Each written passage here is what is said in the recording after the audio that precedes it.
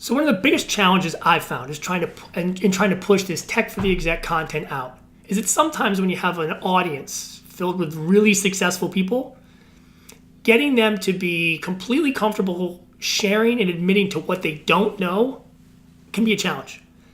That happens a lot when you've got non-technologists as an audience and we're trying to learn some things that are relatively technical.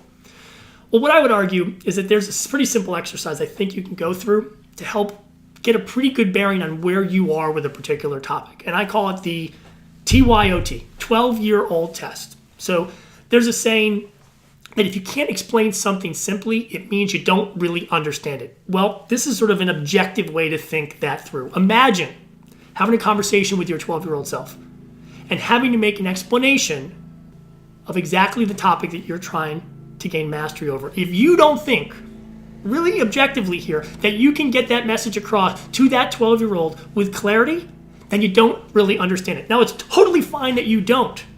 What's not fine is actually trying to do that explanation, realizing that you can't do it very effectively or very clearly, and then kidding yourself that you still know this.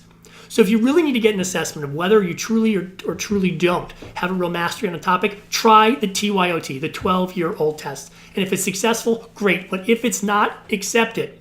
Take that level of self-awareness, roll that into whatever you need to do next around that topic. It means maybe surrounding yourself with more help, getting more education around it, or just being open to learning more. But TYOT is a great exercise. I use it all the time, and I frequently find myself unable to explain something to my 12-year-old self that I thought I knew well, and that level of self-awareness has really helped me learn more, advance more, and try to find more success.